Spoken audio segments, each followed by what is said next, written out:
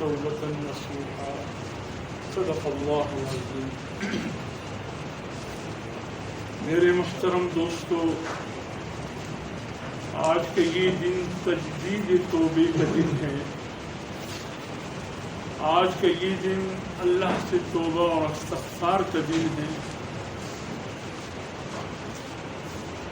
آج کے دن گویا ہم نے دو کام کرنے ہیں۔ ایک یہ کہ ہم سے جتنی بھی عبادتیں ہو سکے ٹوٹی پھوٹی صحیح، کسی درجے میں صحیح، ہم سے رمضان المبارک کے روزے ہم نے رکھے، یا ہم نے تراویح پڑھے، قرآن کی تلاوت سے اپنے سینے کو منور کیا، یا نوافل پڑھے، سب یہاں آ جائے۔ اس پر ہم سب اللہ کا شکر ادا کریں کہ اللہ شکر ہے، ٹوٹی پھوٹی عبادتیں صحیح اے اللہ کسی نہ کسی درجے میں اللہ تو نے نصیب فرمایا۔ بہت مہربانی اللہ کہ تو نے پھر بھی رمضان المبارک میں بہت بڑی تعداد میں نہ صحیح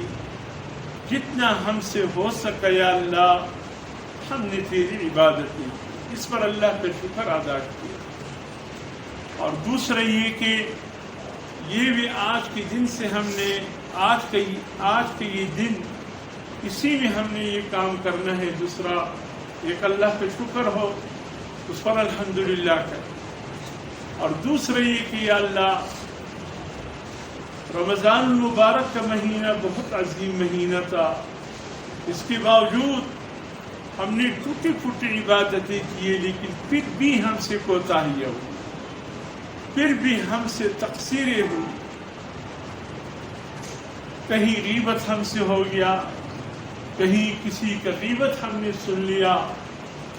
اور اسی طریقے سے نہ چاہتے ہوئے بھی ہماری زبانوں سے جھوٹ نکل گیا،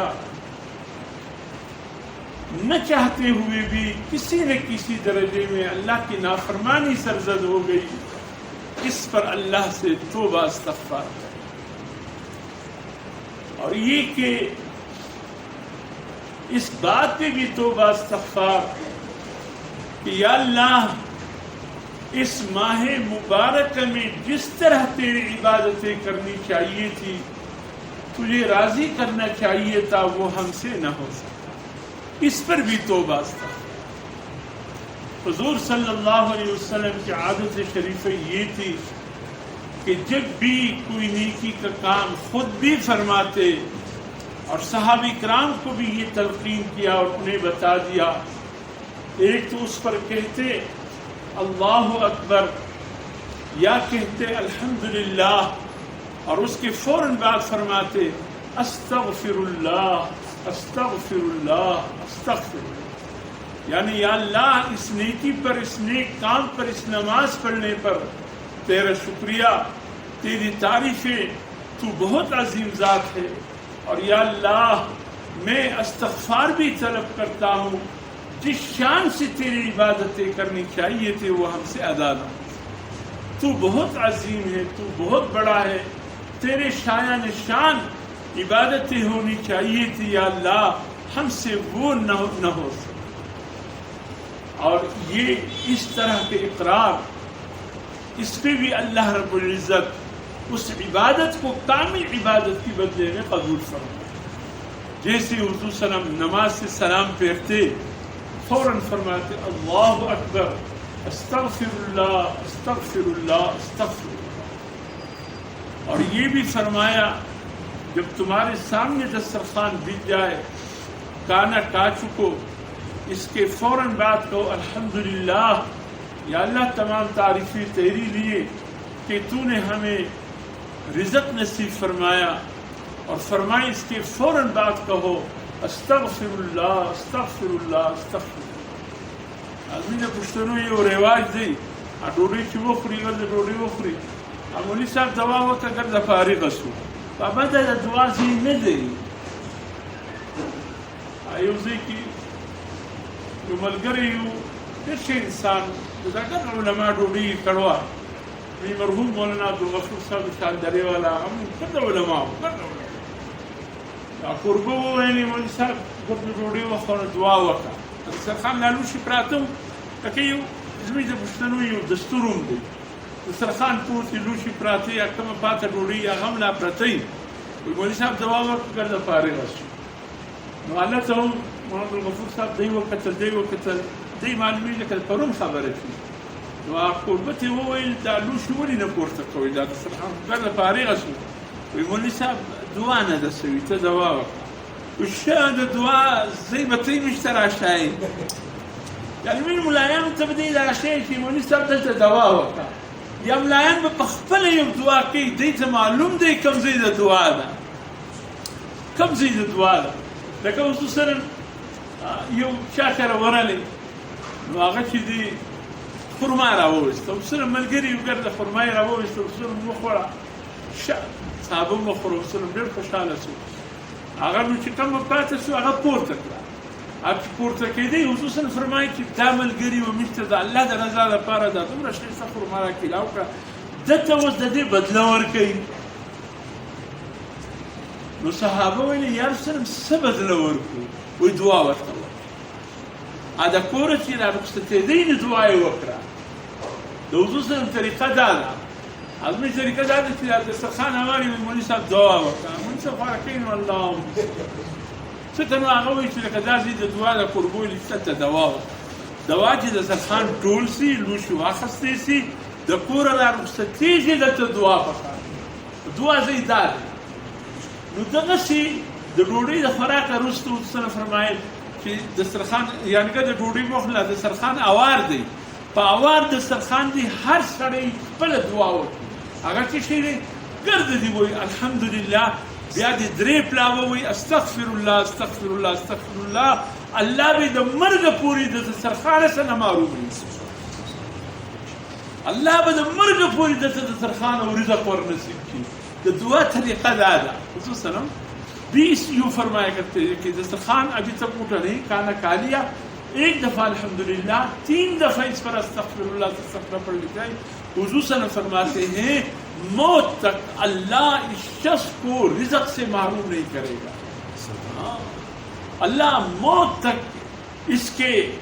کے سامنے اس دسترخوان کو اللہ پاک ہر وقت اس طرح بچھائے گا اور اس پر اللہ پاک رزق اس کو عطا فرماتے ہیں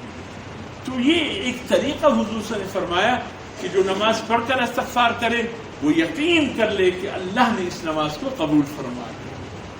جو بھی نیکی کرے الحمدللہ یا اللہ اکبر پھر کہے استغفر اللہ استغفر اللہ یقین کرے کہ اللہ نے اس کو قبول فرما لیا جب ایک دفعہ عائشہ رضی اللہ تعالیٰ عنہ کی رسول کہ قرآن مجید میں جو آیت سورۃ الذاریات میں ان المتقین فی جنات ونعیم فاکہین ما آتاہم ربهم انهم كانوا قبل ذلك وكانوا قليلا من الليل ما يهجعون وبالاسحار هم يستغفرون نیک لوگوں کے اللہ نے متقیوں کی صفات ذکر فرمایا اور اس کے بعد تیسری صفت جو نیک لوگوں کی چوتھی صفت اللہ نے ذکر کی وہ یہ کہ وہ بالاسحار سحور کے وقت سحور تو رمضان میں ہے لیکن ہر دن جو تہجد کا وقت ہوتا ہے اس کو سحور کا وقت کہا جاتا ہے یہ سحور کا وقت اٹھ کر اللہ سے استغفار مانگتے ہیں توبہ کرتے ہیں اللہ کی یہ نیک بندے متقی یہ سن کر عائشہ نے کہا رسول اللہ یہ نیک بندے یہ استغفار کرتے ہیں استغفار تو کسی گناہگار کو کرنا چاہیے جیسے گناہ ہوا اس سے کرنا چاہیے حضور صلی اللہ علیہ وسلم نے فرمایا استغفار گناہگار کے لیے نہیں سب کے لیے لازم ہے اس کا مطلب یہ ہے یا اللہ تیرے شایان شان جس طرح عبادت ہونی چاہیے تھی وہ مجھ سے نہ ہو سکی اس پر استغفار اللہ تو بہت عظیم ہے حضور صلی اللہ علیہ وسلم فرماتے ہیں آسمان میں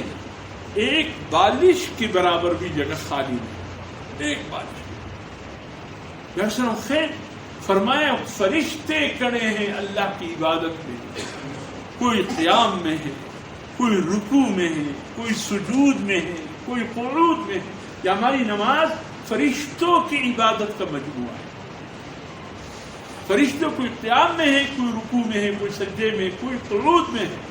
اور حضور نے فرمایا کوئی 5 لاکھ سال سے رکوع میں ہے، کوئی 5 کروڑ سال سے سجدے میں ہے، سر بھی نہیں اٹھایا. کوئی لاکھوں کروڑوں سال سے قیام میں ہے، کوئی قعود میں ہے. اور مجال ہے کہ ذرا بھی سر کو جنبش ہوا ہو. ایک دن اللہ فرمائیں گے سروں کو اٹھاؤ. جب وہ سر اٹھائیں گے تو اس ندا کے ساتھ ما عبدناک حق عبادتک ما عرفناک حق معرفتک، اے اللہ تیرے عبادت کرنے کا جیسا حق تھا وہ ہم سے ادا نہ ہوا. لاکھوں کروڑوں سال سے عبادت میں تجھے پہچاننے کا جیسا حق تھا یا اللہ وہ ہم سے ادا نہ ہوا. ہماری 2 رکعت نفل پتہ نہیں کیسے ہوتے، کن سوچوں میں ڈوبے ہوتے، کن وسوسوں میں ڈوبے ہوتے. بدن اللہ کے سامنے اور خیالات کہیں اور، دل کہیں ہے، دماغ کہیں ہے، نفس کہیں ہے، وجود اللہ کے سامنے. حضور صلی اللہ علیہ وسلم فرماتے ہیں جو نماز پڑھتے ہوئے اللہ کے سامنے کھڑے ہیں اور خیالات ادھر ادھر چلے جاتے ہیں، اللہ فرماتے ہیں اے میرے بندے کیا مجھ سے بھی کوئی بہتر چیز نظر آئے؟ کیا مجھ سے بھی بہتر کوئی چیز تمہیں نظر آ گئی کہ تو اپنے خیال ادھر لے جا رہے؟ میں تیرے سامنے کھڑا. جب بندہ کہتا ہے الحمدللہ رب العالمین، تمام تعریفیں اللہ کے لیے ہیں جو رب ہے عالمین کا، اللہ فرماتے ہیں حمیدنی عبدی، میرے بندے نے میری تعریف کی. جب بندہ کہتا ہے الرحمن الرحیم، اللہ فرماتے ہیں میرے بندے نے میری صفات بیان کی. جب بندہ کہتے ہیں مالک یوم الدین، اللہ فرماتے ہیں مجدنی عبدی، میرے بندے نے میری بڑائی بیان کی. جب بندہ کہتے ہیں اہدنا الصراط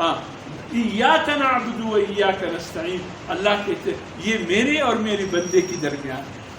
بندہ مجھ سے کہتے ہیں اللہ میں تیری ہی عبادت کر دوں گا، یعنی تیری ذات میری عبادت، تجھ ہی سے مدد مانگتا ہوں، یعنی میں مدد مانگوں گا تیری ذات سے. یہ میرے اور میرے بندے کے درمیان میں ہے، اور میرے بندے کے لیے وہی ہے جو بندہ مجھ سے مانگے تو بندہ بے ساختہ کہتے ہیں اہدنا الصراط،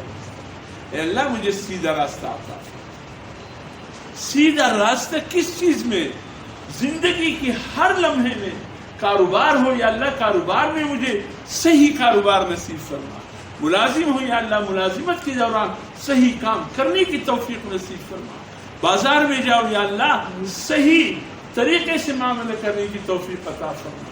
عبادت کی جاؤ یا اللہ صحیح طریقے سے مجھے عبادت کی توفیق. اہدنا الصراط المستقیم خالی نماز میں نہیں ہے،